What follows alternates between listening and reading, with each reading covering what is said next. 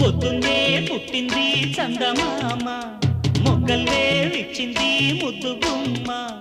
మౌనంలో పుట్టవ గీతిక స్నేహంతో మీటవ మెల్లగా తొలి పొద్దంటి అందాలు ఈనాడు